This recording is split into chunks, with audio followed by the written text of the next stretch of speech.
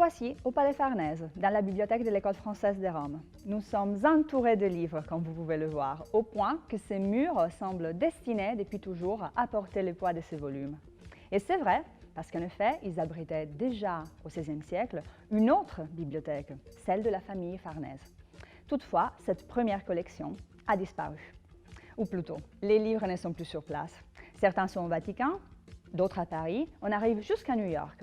Et la grande majorité du fonds se trouve aujourd'hui à la Bibliothèque nationale de Naples. Mais n'y aurait-il pas une manière de reconstituer ici cette bibliothèque perdue, de replacer ces pièces à nouveau au même endroit et retracer l'histoire de la collection qui correspond au fond à l'histoire de la famille Farnèse?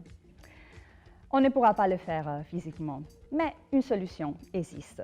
Il faudrait numériser tous les livres appartenant à la collection Farnèse, quel que soit leur lieu de conservation. Il y a des outils qui nous permettent de rassembler des images provenant des bibliothèques différentes aujourd'hui, des bibliothèques parfois très lointaines, comme par exemple le visualiseur Mirador, ici utilisé dans le cadre des Biblissima. On peut replacer des livres manuscrits dans des étagères virtuelles, pourquoi pas, selon l'ordre qu'ils avaient au XVIe siècle, et recommencer à les feuilleter l'un après l'autre, comme dans une machine à remonter les temps. On pourrait par exemple faire revenir, dans le cadre de la collection Farnèse, cet incroyable manuscrit enluminé, le numéro 69 de la Morgan Library de New York.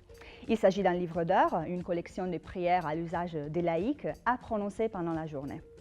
C'est donc un livre très personnel, commandité en effet par le cardinal Alexandre Farnèse à Giulio Clovio, l'enlumineur le plus connu de l'époque. Le travail sur ce livre occupa Clovio presque 10 ans de sa vie et en 1546, il acheva un chef-d'œuvre absolu, tellement connu que 20 ans après, le peintre Le Greco réalisa un portrait de Clovio qui pointe les doigts vers ce même livre, ouvert à des pages reconnaissables. L'existence même de ces manuscrits montre la grandeur des commanditaires. Seule une famille de papes, comme celle de Portois Farnèse, pouvait se permettre d'avoir un livre d'usage quotidien aussi précieux dans sa collection. Une collection qui finalement s'est composée de centaines et centaines de pièces. Le livre d'heures en soi est une pièce unique, mais dans ce cadre, sa véritable identité peut être vraiment comprise uniquement si on le replace dans son contexte, c'est-à-dire à côté des autres livres de la collection elle-même. Reconstituer cette collection virtuelle aujourd'hui nous aiderait à mieux comprendre l'idée de pouvoir de la famille Farnèse, qui s'est manifestée aussi à travers l'ampleur de la bibliothèque. Mais surtout, cela nous permettrait de reconstruire une idée du prestige. Non seulement celui des Farnèse qui n'existe plus, mais aussi le prestige d'un patrimoine qui est désormais collectif et serait enfin complètement accessible.